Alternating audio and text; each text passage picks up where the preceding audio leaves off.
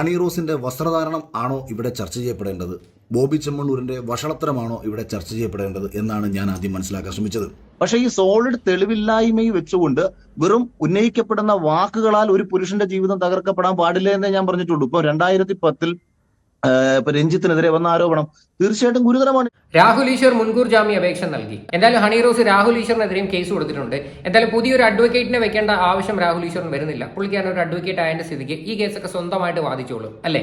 ഇപ്പൊ എന്തായാലും കുറച്ച് മുന്നേ ഞാനൊരു വീഡിയോ കാണാനായിട്ട് ഇടയായിട്ടുണ്ടായിരുന്നു. അഖിൽ മാരാർ ഈ ഒരു വിഷയത്തിൽ പ്രതികരിക്കുന്നത്. ഇടയ്ക്ക് വെച്ചിട്ടും കുറച്ച് പ്രതികരണവും കാര്യങ്ങളൊക്കെ നടത്തിയിട്ടുണ്ടായിരുന്നു ബോച്ചയ്ക്കെതിരെ. അതായത് ബോച്ചയുടെ ചെബുക്കല്ലടിച്ച് പൊട്ടിക്കണം എന്നൊക്കെയുള്ള രീതിയിലായിരുന്നു പുള്ളിക്കാരൻ വന്നിരുന്നത് ഭയങ്കരമായിട്ടുള്ള പ്രതികരണമൊക്കെ നടത്തിയത്. ഓക്കെ, എന്തായാലും നമുക്ക് ആദ്യം തന്നെ അഖിൽ മാരാറിന്റെ പ്രതികരണം ഒന്ന് കണ്ടു നോക്കാം. ഹണി റോസിന്റെ വസ്ത്രധാരണം ആണോ ഇവിടെ ചർച്ച ചെയ്യപ്പെടേണ്ടത്, ബോബി ചെമ്മണ്ണൂരിന്റെ വഷളത്തരമാണോ ഇവിടെ ചർച്ച ചെയ്യപ്പെടേണ്ടത് എന്നാണ് ഞാൻ ആദ്യം മനസ്സിലാക്കാൻ ശ്രമിച്ചത്. കഴിഞ്ഞ കുറേ നാളുകളായിട്ട് ഓൺലൈൻ ഇൻ്റർവ്യൂകളിലായിക്കോട്ടെ, ഉദ്ഘാടന വേദികളിൽ അദ്ദേഹം നടത്തിയതായിക്കോട്ടെ, ആവർത്തിച്ച് സ്ത്രീകൾക്കെതിരെ അദ്ദേഹം ഉപയോഗിച്ചുകൊണ്ടിരിക്കുന്ന ദ്വയാർത്ഥ പ്രയോഗങ്ങളിൽ ഒരു പെൺകുട്ടിക്ക് വേദന ഉണ്ടായേക്കുന്നു. ഇതാണ് എൻ്റെ മുന്നിലേക്ക് എത്തിയ വിഷയം. ഒരാൾക്കും വേദന ഉണ്ടായില്ല എന്നുണ്ടെന്നുണ്ടെങ്കിൽ നിങ്ങളെല്ലാവരെയും പോലെ അത് ആസ്വാദ്യകരമാണ് എന്ന് ഞാൻ പറയും. ബോബി ചെമ്മണ്ണൂർ നിങ്ങളുടെ ഭാര്യയെക്കുറിച്ചോ നിങ്ങളുടെ പെങ്ങളെക്കുറിച്ചോ ഇത്തരത്തിൽ പദപ്രയോഗങ്ങൾ നടത്തുന്നത് വരെയും നിങ്ങൾക്ക് ആർക്കും തന്നെ അതിനകത്തൊരു പക്ഷേ പരാതി ഉണ്ടാവില്ല. അത് നിങ്ങൾക്കുണ്ടാകുന്ന സമയത്ത് നമ്മൾ കൈയടിക്കണോ വേണ്ടയോ എന്നുള്ളതാണ് ഇവിടുത്തെ പ്രശ്നം. ഞാൻ പറഞ്ഞല്ലോ, എൻ്റെ മുന്നിലേക്ക് എത്തിയ വിഷയം ഇതാണ്. ബോബി ചെമ്മണ്ണൂർ ഒരു പെൺകുട്ടി, നിരവധി പെൺകുട്ടികൾക്കെതിരെ പറഞ്ഞിട്ടുണ്ട്. അതിൽ ഒരു പെൺകുട്ടിക്ക് വേദന ഉണ്ടായി. ആ വേദന ഉണ്ടായ പെൺകുട്ടി ആദ്യം ഉദ്ഘാടന വേദിയിൽ വെച്ചിട്ട്, ഇപ്പോൾ സുചിത്ര ബിഗ് ബോസിലുണ്ടായിരുന്ന സുചിത്ര പറയുന്നത് കേട്ടു, ഇത് അങ്ങനൊരു പ്രശ്നം ഉണ്ടായിക്കഴിഞ്ഞാൽ അത് അപ്പോൾ പറയേണ്ടതല്ലേ എന്ന്. ഏത് കാലത്ത് നിന്നുകൊണ്ടാണ് പറയേണ്ടതെന്ന് ആലോചിക്കണം. 10, 12, 15 വർഷങ്ങൾക്ക് മുമ്പ് തങ്ങളെ പീഡിപ്പിച്ചു എന്ന് പറഞ്ഞ് ഈ ഹേമ കമ്മീഷനുമായി ബന്ധപ്പെട്ട് നടിമാർ രംഗത്ത് വന്നപ്പോൾ അതിനെതിരെ കേസെടുത്ത ഒരു നാടാണിത്. കാലങ്ങൾക്കിപ്പുറം ഒരു പെൺകുട്ടിക്ക് ഇത്തരം കാര്യങ്ങൾ തുറന്നു പറയാനുള്ള ധൈര്യമുണ്ടായി എന്ന് പറയുമ്പോൾ കേസെടുക്കപ്പെട്ട ഒരു നാടാണിത്.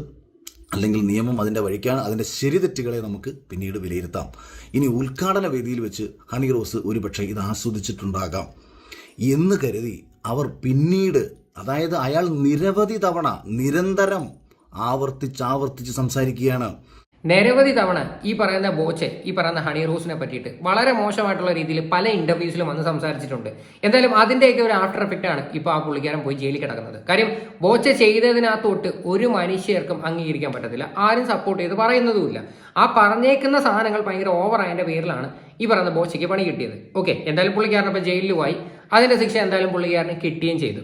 എന്തായാലും ഇനി നമുക്ക് അഖിൽ മാരാറിന്റെ വിഷയത്തിലോട്ട് എടുക്കാം. അഖിൽ മാരാർ ഇതിന് മുന്നത്തെ ഒരു വീഡിയോക്കകത്തും പറയുന്നുണ്ടായിരുന്നു, ബോച്ചെ കൈ കിട്ടിക്കഴിഞ്ഞാൽ ചെവിക്കല്ലടിച്ച് പൊട്ടിക്കും എന്നൊക്കെയുള്ള രീതിയിൽ പുള്ളി സംസാരിക്കുന്നുണ്ടായിരുന്നു. പക്ഷെ എനിക്ക് ഇതിനകത്ത് പറയാനുള്ള കാര്യം എന്ന് പറഞ്ഞു കഴിഞ്ഞാൽ, ഈ പറയുന്ന അഖിൽ മാരാർ ബിഗ് ബോസിലുള്ള സമയത്ത് എന്തെല്ലാം ഡബിൾ മീനിങ് ആണ് അതിനകത്ത് സംസാരിച്ചിരിക്കുന്നത്. അത് മാത്രമല്ല, പുള്ളിക്കാരന്റെ ഇന്റർവ്യൂസ് തന്നെ എടുത്ത് നോക്കാം, അതിനകത്തല്ല എന്തോരം ഡബിൾ മീനിങ് സംസാരിച്ചിട്ടുണ്ട്. ഇപ്പൊ നമ്മൾ പറയുമ്പോഴത്തേക്ക് സ്വന്തം ഭാഗം കൂടെ ക്ലിയർ ആണോ എന്ന് ശ്രദ്ധിച്ചോണം. കാര്യം എന്ന് പറഞ്ഞു കഴിഞ്ഞാൽ, അഖിൽ മാരാർ പലപ്പോഴും പല സ്റ്റേറ്റ്മെന്റ്സും സിനിമാക്കാരെ ഭയങ്കര താങ്ങിയാണ് സംസാരിക്കുന്നത്. ഇപ്പൊ ഹേമ കമ്മിറ്റിയുടെ വിഷയം വരുമ്പോഴത്തേക്ക് അങ്ങേർക്ക് അതിനകത്തോട്ട് ഒരു കാരണവശാലും സപ്പോർട്ട് ചെയ്യാനായിട്ട് പറ്റുന്നില്ല. എന്നാൽ അങ്ങേർക്ക് ബാക്കിയുള്ളവരുടെ വിഷയം, അതായത് ബോച്ചെ ഒരു പക്ഷേ ഒരു സിനിമാ നടനോ അല്ലെങ്കിൽ ഫിലിം ഫീൽഡിലോ ഉള്ള വ്യക്തി ആയിരുന്നുവെങ്കിൽ ഈ പറയുന്ന വ്യക്തി ഇങ്ങനെ വന്ന് സംസാരിക്കുമോ? ഒരിക്കലും ഇല്ല. കാര്യം ബോച്ചെ ഒരു ഫിലിം ഫീൽഡുമായിട്ട് യാതൊരു ബന്ധവുമില്ലാത്ത വ്യക്തി അതിന്റെ പേരിലായിരിക്കാം ഇയാൾ ഇപ്പൊ ഇങ്ങനെ സംസാരിക്കുന്നത്. അങ്ങനെയാണ് എനിക്ക് തോന്നുന്നത്. അതായത് സിനിമാക്കാരെ എന്തെങ്കിലും തെറ്റോ കാര്യങ്ങളോ ചെയ്തു കഴിഞ്ഞാൽ ഇയാൾ അവരെ അടുത്ത് അങ്ങ് തലേ ചുവന്നുകൊണ്ട് നടക്കുവാണ്. എന്തായാലും ഹണി റോസ് ഫിലിം ഫീൽഡിൽ തന്നിലുള്ള ഒരു വ്യക്തിയാണ്. അപ്പൊ 100% ഇങ്ങേർക്ക് അത് പ്രൊട്ടക്ട് ചെയ്ത് വന്നിട്ട് സംസാരിച്ചേ പറ്റൂ. കാര്യം കുറച്ച് നാൾക്ക് മുന്നേ ഇയാളുടെ ഹണി റോസിന്റെ ഒക്കെ ഒരു ഇന്റർവ്യൂ ഒക്കെ പുറത്തിറങ്ങിയിട്ടുണ്ടായിരുന്നു. ഓക്കെ, എന്തായാലും ബാക്കിയുടെ കേൾക്കാം. അത് ദ്വയാർത്ഥ പ്രയോഗങ്ങൾ മാത്രമല്ല, മറ്റർത്ഥങ്ങൾ വെച്ച് സംസാരിക്കുകയാണ്. തമാശ, ദ്വയാർത്ഥം കറഞ്ഞ തമാശകൾ നമുക്ക് മനസ്സിലാക്കാം. ഇപ്പം ഹണി റോസ് എൻ്റെ കൂടെ വന്ന് കിടന്നിട്ടുണ്ടോ, അല്ലെങ്കിൽ അങ്ങനെ ഉണ്ടോ ഇങ്ങനുണ്ടോ എന്നുള്ള ചോദ്യങ്ങളൊക്കെ ബോധപൂർവം സൃഷ്ടിക്കുന്നത് ഉറപ്പായും അവരെ സമൂഹ മധ്യത്തിൽ അപമാനിക്കാൻ തന്നെയാണ് എന്ന് തന്നെയാണ് ഞാൻ ഈ വിഷയം മനസ്സിലാക്കിയെടുത്തോളം എന്നിലേക്ക് എത്തുന്നത്. രാഹുൽ ഈശ്വറിനോട് എൻ്റെ ചോദ്യം, അദ്ദേഹം നിരന്തരം വന്നിരുന്നിട്ട് ആർട്ടിക്കിളിൽ സഭ്യതയെക്കുറിച്ച് പറഞ്ഞിട്ടുണ്ട്. ബോബി ചെമ്മണ്ണൂരിൻ്റെ വഷളത്തരത്തെക്കാട്ടിയും കൂടുതലും ഹണി റോസിൻ്റെ വസ്ത്രധാരണം ചർച്ച ചെയ്യണമെന്ന് പറഞ്ഞു. തീർച്ചയായിട്ടും ഒരു കാര്യത്തിൽ ഞാൻ അനുകൂലിക്കാം. ഹണി റോസിൻ്റെ വസ്ത്രധാരണം മോശമായിട്ടുള്ള വസ്ത്രധാരണമാണോ എന്ന് ചോദിച്ചാൽ ഇതിൻ്റെ മോശത്തെയോ ശരിയെയോ വിലയിരുത്തുക എന്നുള്ളതല്ല. കുറച്ച് പേർക്കെങ്കിലും അയ്യേ എന്താ ഇത്, എന്തൊരു വൃത്തികേടാണിത് എന്ന് തോന്നിപ്പിക്കത്തക്ക വസ്ത്രധാരണം തന്നെയാണെന്ന് ഞാൻ പറയും. ഓക്കെ, അതിനകത്ത് പുള്ളിക്കാരനും അംഗീകരിച്ചിരിക്കുകയാണ്. ഞാൻ ഇതിനകത്ത് പലവട്ടം പറഞ്ഞിട്ടുണ്ട്. കാര്യം ഒരു വസ്ത്രം എന്ന് പറയുന്നത് അവരുടെ സ്വാതന്ത്ര്യമാണ്. അത് ഒരിക്കലും വന്ന് നമുക്ക് അതിനകത്തോട്ട് വന്ന് ഇടിച്ചു കയറി വന്ന് അഭിപ്രായം പറയാൻ പറ്റത്തില്ല. എനിക്ക് ഒരിക്കലും ആ ഒരു വിഷയത്തിൽ എനിക്ക് അഭിപ്രായം പറയാൻ പറ്റത്തില്ല. കാര്യം എന്ന് പറഞ്ഞാൽ നമ്മളൊരു പബ്ലിക് പ്ലാറ്റ്ഫോമിൽ വന്നിരുന്നിട്ട് നമ്മുടേതായിട്ടുള്ള ഒരു അഭിപ്രായം പറഞ്ഞു കഴിഞ്ഞാൽ അതിനകത്ത് യാതൊരു വിലയുമില്ല. കാര്യം അത് അവരുടെ സ്വാതന്ത്ര്യമാണ്. അതിപ്പോൾ രാഹുൽ ഈശ്വർ ആ ഒരു വിഷയത്തിൽ ഭയങ്കര ഓവറായിട്ട് സംസാരിച്ചതിന്റെ പേരിലാണ് ഇപ്പോൾ രാഹുൽ ഈശ്വറിന്റെ പേരിലും കേസ് വന്നിരിക്കുന്നത്, അല്ലേ? അതുകൊണ്ട് കഴിവതും ആരുടെയും വസ്ത്രങ്ങളെ പറ്റിയിട്ട് അഭിപ്രായം പറയാതിരിക്കുന്നതായിരിക്കും വളരെ നല്ലൊരു കാര്യം.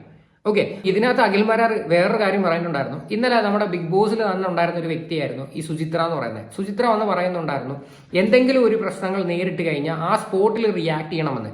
പ്രത്യേകിച്ച് ഹണി റോസിന്റെ ഒക്കെ ഇനാഗുറേഷൻ സമയത്ത് ഈ ബോച്ചയെടുത്ത് ആ സമയത്ത് തന്നെ റിയാക്ട് ചെയ്യണമായിരുന്നു, അല്ലേ? എനിക്കും അങ്ങനെയാണ് എനിക്ക് തോന്നിയത്. കാര്യം എൻ്റെ ഒരു നിലപാട് ഞാൻ നേരത്തെ അങ്ങനെ തന്നെ പറഞ്ഞിട്ടുണ്ട്. ഹണി റോസ് ആ സമയത്ത് അത് പ്രതികരിക്കണം. ആ പ്രതികരിച്ചായിരുന്നെങ്കിൽ ഇത്രയും കൂടെ ഇമ്പാക്റ്റ് ആണ്. ഇപ്പം പ്രതികരിച്ചതിനകത്ത് കുഴപ്പമുണ്ടെന്നല്ല ഞാൻ പറയണത്, പക്ഷെ ആ സമയത്ത് ഇത് ഇത്തിരിയും കൂടെ പ്രതികരിക്കണമായിരുന്നു. കാര്യം പല ആൾക്കാരും ബോച്ചയുടെ ആ ഡബിൾ മീനിങ് കാര്യങ്ങൾക്ക് എല്ലാവരും എടുത്ത് വെച്ച് റിയാക്ട് ചെയ്ത സമയമായിരുന്നു. അതായത് ആ ഒരു ഇനാഗുറേഷൻ സമയത്ത് അപ്പോഴും ഹണി റോസ് മിണ്ടാതിരിക്കുമായിരുന്നു. കുറേ നാൾ കഴിഞ്ഞതിന് ഇപ്പം ശേഷമാണ്, എനിക്ക് തോന്നുന്നു അത് പരിധി വിട്ടതിന് ശേഷമാണ് ഇപ്പം ഹണി റോസ് വന്ന് പ്രതികരിക്കാൻ തുടങ്ങിയത്.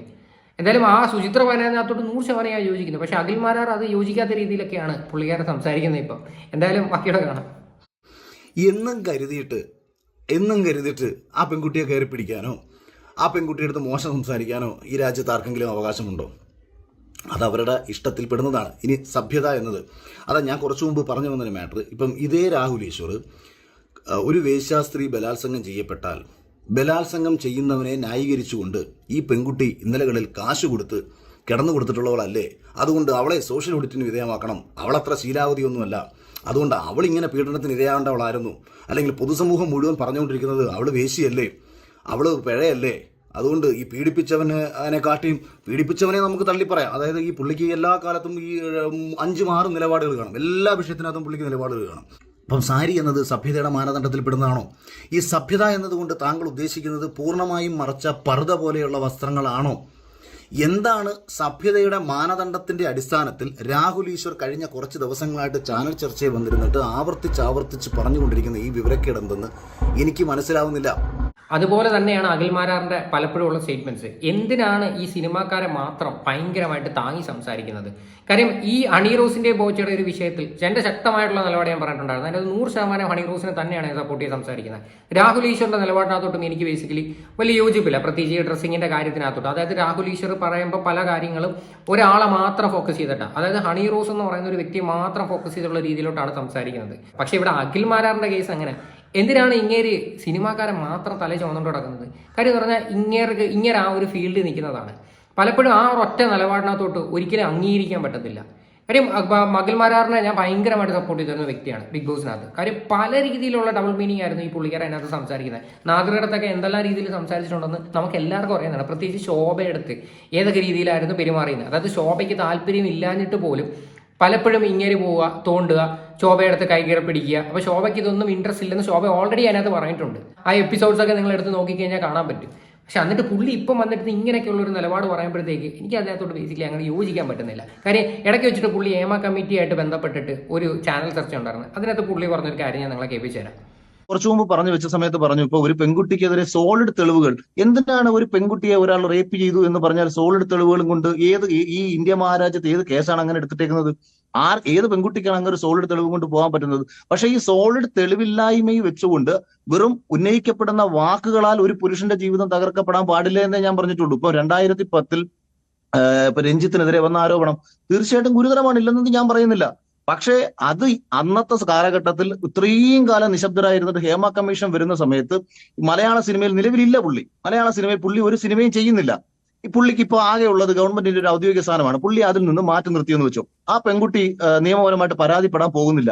പിന്നെ മലയാള സിനിമ എന്ത് തിരുത്തലാണ് വരുത്തേണ്ടത്? പുള്ളിക്കോ പടമില്ല.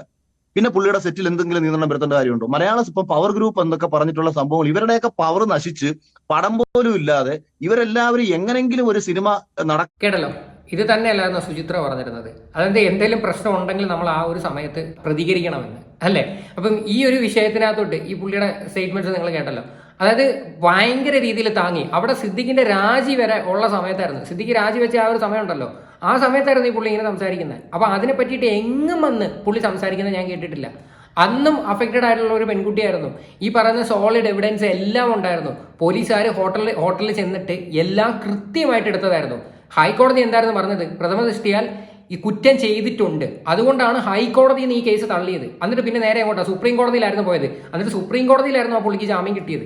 അപ്പൊ നിങ്ങൾ ആലോചിക്കുക, നിങ്ങളുടെ ഫീൽഡിൽ തന്നെയുള്ള ഒരു വ്യക്തിയായിരുന്നു ഈ പറയുന്ന കുറ്റം ചെയ്തത്. അന്ന് നിങ്ങൾ ഇതുപോലെയുള്ള ഒരു സംസാരം ഞാൻ എവിടെയും കണ്ടിട്ടില്ല. നിങ്ങളിപ്പം വന്നിരുന്ന് ഭയങ്കര രീതിയിൽ ഓരോരുത്തർ ഗ്ലോറിഫൈ ചെയ്തിരുന്ന് സംസാരിക്കുന്ന കേൾക്കുമ്പോൾ ഉണ്ടല്ലോ, അത് ഇതിനകത്തോട്ട് എനിക്ക് ഒരിക്കലും യോജിക്കാൻ പറ്റില്ല. അതായത് സിനിമാക്കാർക്ക് എന്തുമാകാം അല്ലേ? അപ്പോൾ ബാക്കിയുള്ളവരെന്തെങ്കിലും പറയുമ്പോഴാണ് നിങ്ങൾക്ക് ഭയങ്കര പ്രശ്നവും നിങ്ങൾക്ക് ചെവിക്കല്ലടിച്ച് പൊട്ടിക്കലും ഒക്കെ നിങ്ങൾക്ക് തോന്നുന്നത്. കോമഡി തന്നെ നിങ്ങളുടെ പല കാര്യങ്ങളും ആലോചിക്കുമ്പോഴത്തേക്ക്. എനിക്ക് 2 പെൺകുട്ടികളാണ് വളർന്നു വരുന്നത്. എനിക്ക് ഇവരോടൊന്ന് പറഞ്ഞു കൊടുക്കണം, മക്കളെ, രാഹുൽ ഈശ്വർ പറഞ്ഞിട്ടുണ്ട് ഇന്ത്യൻ ആർട്ടിക്കിൾ പ്രകാരം സഭ്യതയുടെ മാനദണ്ഡം, സഭ്യത വേണം നമ്മുടെ വസ്ത്രത്തിന്. അതെന്താണ് എന്നൊന്ന് മനസ്സിലാക്കി തരിക. ഇതെന്താണെന്ന് വെച്ചാൽ ഓരോ മനുഷ്യനും വ്യത്യസ്തമായ കാഴ്ചപ്പാടുകളും വ്യത്യസ്തമായ അഭിരുചികളോടും ജീവിക്കുന്ന ഒരു രാജ്യമാണ് ഇന്ത്യ. നമ്മൾക്ക് ശരിയെന്ന് തോന്നുന്നത് മറ്റൊരാൾക്ക് തെറ്റായി തോന്നിയേക്കാം, മറ്റൊരാളുടെ ശരി നമുക്ക് തെറ്റായി തോന്നിയേക്കാം. അപ്പം നിങ്ങൾ ആരാണ് ഈ ശരി തെറ്റുകളെ വിലയിരുത്താൻ? നമ്മുടെ രാജ്യത്ത് നിയമപ്രകാരം ഒരാൾ തെറ്റ് ചെയ്തിട്ടുണ്ടോ ഇല്ലയോ? ബോബി ചെമ്മണ്ണൂർ ബാക്കി എന്തൊക്കെ കാര്യങ്ങൾ അദ്ദേഹം ചെയ്തെന്ന് ശരിയാണെന്നുണ്ടെങ്കിലും അയാളുടെ വാക്കുകളിലൂടെ ഒരു സ്ത്രീ വേദനിക്കപ്പെട്ടിട്ടുണ്ടോ? 1000 സ്ത്രീകൾ അദ്ദേഹത്തിൻ്റെ വാക്കുകളിൽ ആനന്ദം കണ്ടെത്തിയേക്കാം. പക്ഷേ ഒരു സ്ത്രീ വേദനിക്കപ്പെട്ടിട്ടുണ്ട് എന്നുണ്ടെങ്കിൽ ആ വേദനിക്കപ്പെട്ട സ്ത്രീയുടെ മാനസികാവസ്ഥ നിങ്ങൾക്ക് മനസ്സിലാക്കാൻ എന്തുകൊണ്ട് കഴിയുന്നില്ല? അവരുടെ വസ്ത്രധാരണത്തെക്കുറിച്ച് നിങ്ങൾ സംസാരിക്കുമ്പോൾ എങ്ങനെയാണ് നമ്മുടെ പൊതുസമൂഹം ഏത് രീതിയിലുള്ള വസ്ത്രമാണ് ധരിക്കേണ്ടത് എന്നുള്ള ഒരു ക്ലാസുകൾ കൂടി എടുത്തു കൊടുക്കാൻ കൂടി നമ്മൾ തയ്യാറാവണമെന്ന് പറഞ്ഞുകൊണ്ട് ഈ വിഷയത്തിൽ ഇതാണ് എൻ്റെ നിലപാടെന്ന് അറിയിക്കുന്നു. ഓക്കെ, ഹേമ കമ്മിറ്റി വിഷയത്തിൽ പല സ്ത്രീകൾക്ക് വേദനിക്കപ്പെട്ടിട്ടുണ്ടായിരുന്നു അല്ലേ? അതിലൊരു എക്സാമ്പിളാണ് സിദ്ദീഖിന്റെ കേസ് തന്നെയാണ് എനിക്ക് ഇത്തിരി ജെനുവിനിറ്റി തോന്നിയ ഒരു കേസ്. അതുകൊണ്ട് തന്നെയാണ് ഞാൻ ആ ഒരു കേസ് തന്നെ എടുത്തു പറയണത്. ഓക്കെ, അതിനകത്ത് ഒരു പെൺകുട്ടി വേദനിക്കപ്പെട്ട സമയത്ത് ഈ പറയുന്ന മഹാൻ എവിടെ പോയിട്ടുണ്ടായിരുന്നു? ഇപ്പം വേറൊരു പെൺകുട്ടിക്ക് വേദനിക്കപ്പെട്ടു എന്ന് ഇങ്ങനെ എടുത്തു വെച്ച് ഭയങ്കരമായിട്ട് സംസാരിക്കുന്നുണ്ട്. പക്ഷെ അവിടെയും ഒരു പെൺകുട്ടി വേദനിക്കപ്പെട്ടിട്ടുണ്ടായിരുന്നു. അന്നേരം ഒന്നും ഞാൻ ഈ ഒരു പുള്ളി ഞാൻ എവിടെയും കണ്ടിട്ടില്ല. അന്നേരം നേരെ വന്നിരുന്ന് അടച്ച് ആക്ഷേപിക്കുമായിരുന്നു. പ്രത്യേകിച്ച് WCC പോലെയുള്ള സംഘടനയ്ക്കെതിരെ വരെ പുള്ളിക്കാരനെതിരെ സംസാരിക്കുമായിരുന്നു. ഈ പുള്ളിക്കാരൻ്റെ ഈ നിലപാടിനോത്തോട്ടാണ് എനിക്ക് യോജിക്കാൻ പറ്റാത്തത്. എന്തായാലും യോജിക്കുന്ന ഒരുപാട് ആൾക്കാർ കാണുമായിരിക്കാം, ബിക്കോസ് ഒരുപാട് സപ്പോർട്ടേഴ്സും ഒരുപാട് ഫോളോവേഴ്സും ഉള്ള വ്യക്തിയാണ്. അപ്പോൾ അങ്ങേര് പറയുന്നതിനകത്ത് അംഗീകരിക്കുന്ന കുറച്ച് ആൾക്കാർ കാണുമായിരിക്കാം. പക്ഷേ എനിക്കെന്താ യോജിക്കാൻ പറ്റുന്നില്ല. എന്തായാലും ഈ ഒരു വിഷയത്തിൽ നിങ്ങളുടെയൊക്കെ അഭിപ്രായങ്ങൾ എന്താണെന്ന് വെച്ചാൽ നിങ്ങൾ തീർച്ചയായിട്ടും കമൻറ്റ് ചെയ്യുക.